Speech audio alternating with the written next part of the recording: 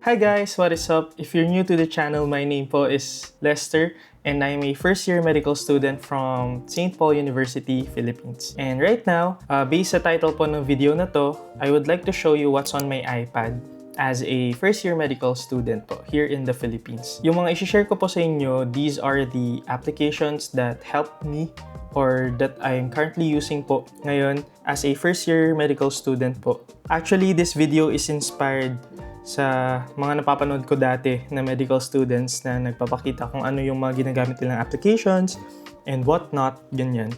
Dati, nangangarap lang akong mag-med school ngayon at nasa med school na ako, gagawin ko din, di ba? Baka sakaling may mga makuha kayong insights on what to use, what to install, ganyan. So, before anything else, my iPad right now is the iPad Pro M4. Ngayon ata meron ng M5. So, any iPad would do, guys. For me, helpful pa rin ang iPad, guys, kasi nabawasan niya yung mga books na binubuhat natin. Ganyan, nandito na siya lahat. Also, I am using pala a stand. This is from Ugreen. Ugreen baka naman. Buying something like this helped me a lot sa aking posture. So, ganito na ako magsulat. Like this. Hindi na nakaganon. So, yeah. Additional something to buy lang if you want. So here, you can see my lock screen, guys. I have this orange background wallpaper. And sa left side, makikita nyo yung mga to-do lists ko. And later on, I will share yung ginagamit kong application for this.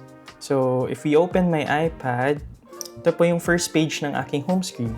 And actually, I only have 2 pages.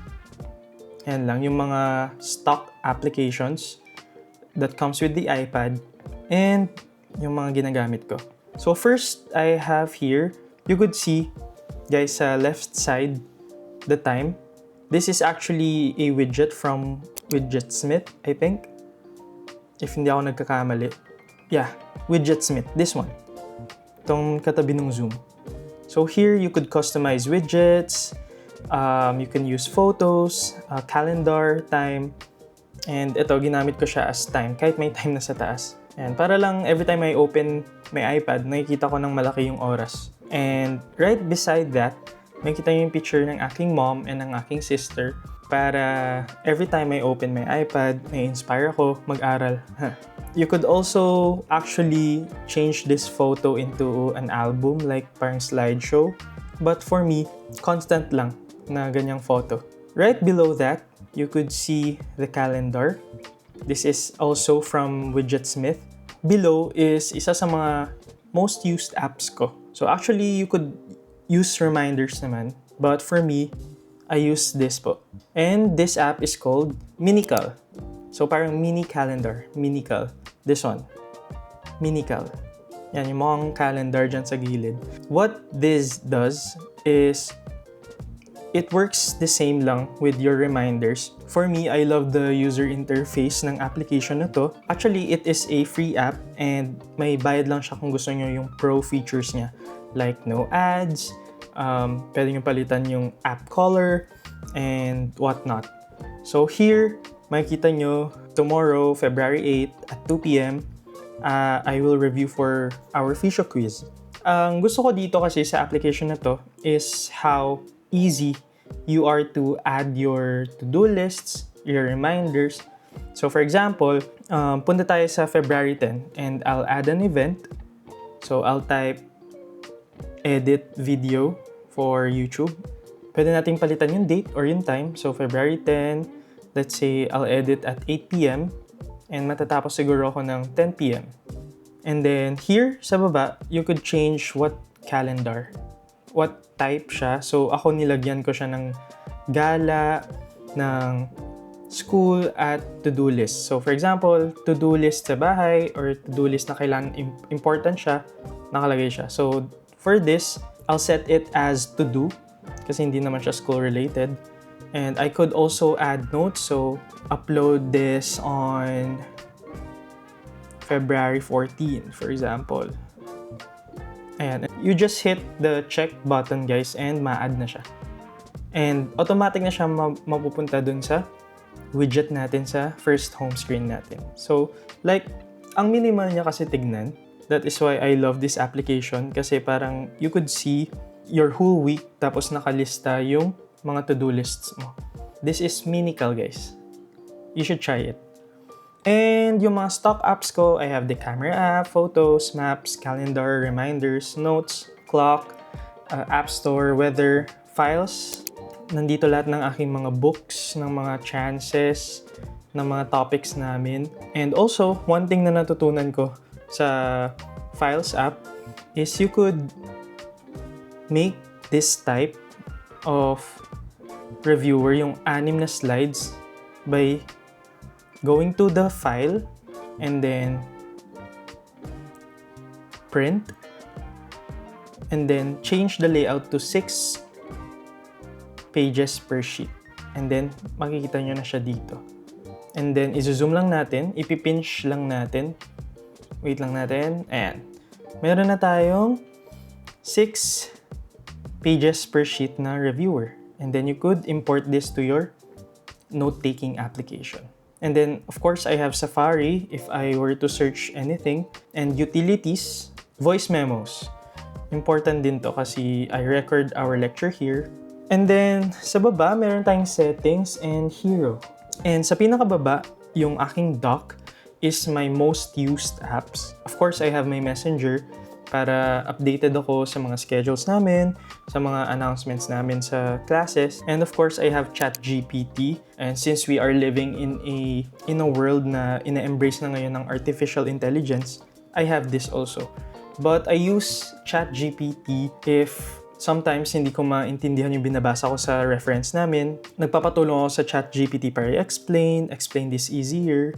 Or di kaya if I have questions sa terms namin sa medical school, sinesearch ko sa ChatGPT. And also, I use ChatGPT to make practice quizzes, practice questions ng aming mga topics, chances. Ayan. And on the third application here sa gitna is my note-taking app, GoodNotes. So yeah, open natin.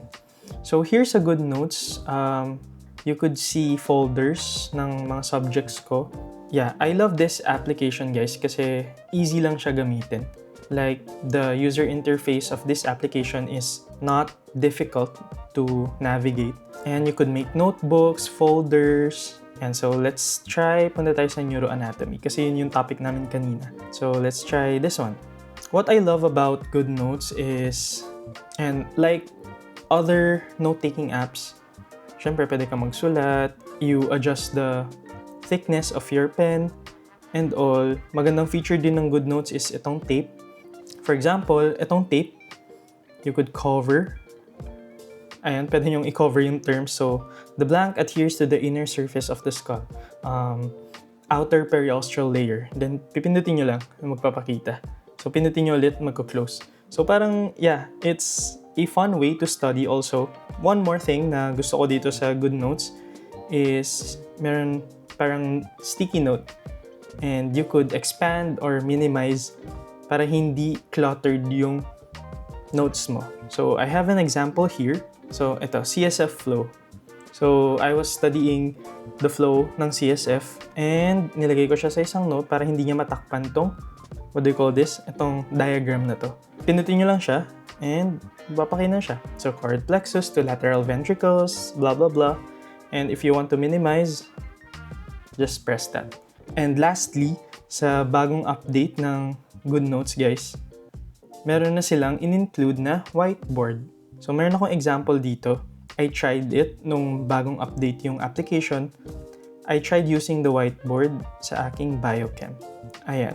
So, it's like an infinite canvas na pwede mong sulatan. So, here, yung topic namin about gluconeogenesis.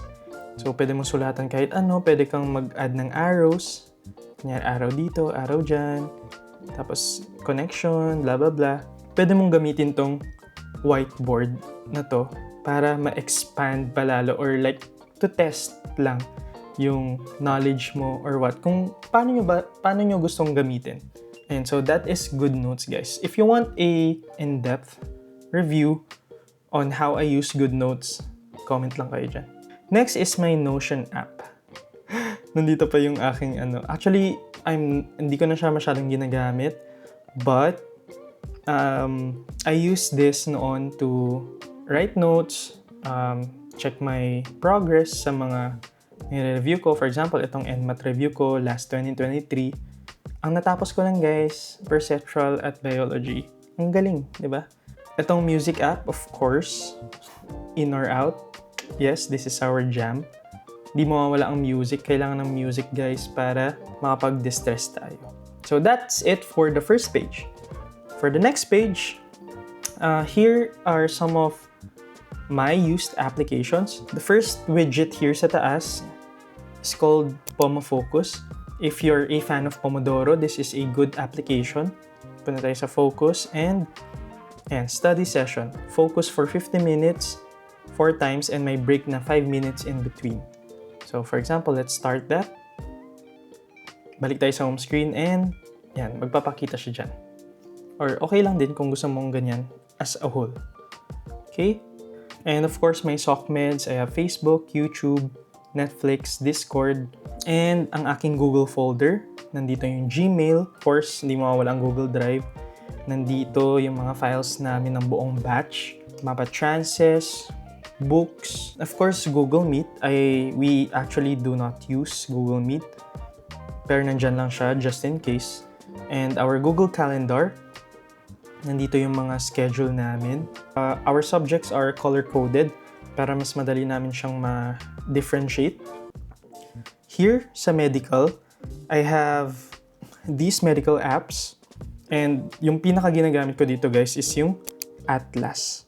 So, every time I study anatomy, because in first year anatomy, you have to study the insertion, yung origin, yung innervations, yung action ng muscles.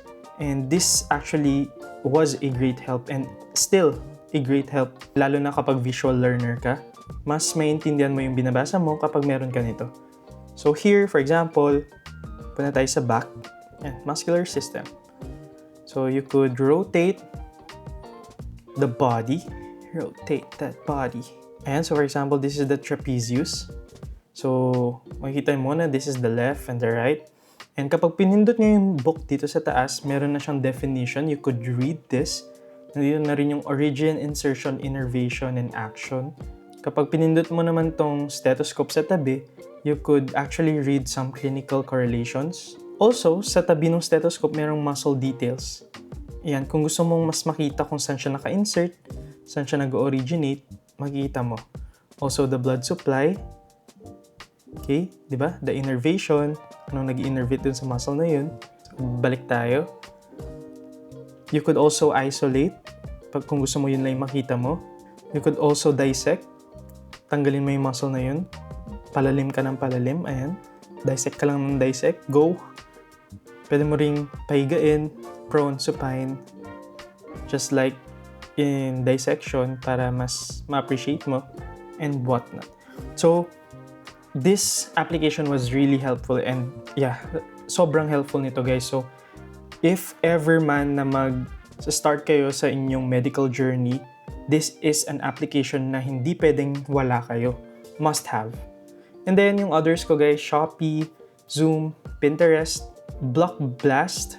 Ito lang yung laro ko dito guys, Block Blast. I told myself na hindi ko gagamitin tong iPad ko for games.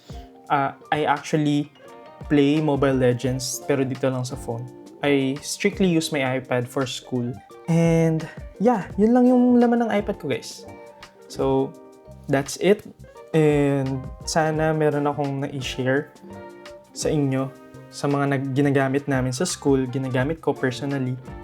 If you're an aspiring medical student, just like me before, na nanonood lang ng mga YouTube videos ng ganito, sana na-inspire ko kayo or may nakuha kayo man lang na application na pwedeng install, ganyan. So yun guys, thank you guys for watching. I hope this video was helpful. And don't forget to subscribe. Again, I'm Lester and see you guys soon. Bye-bye!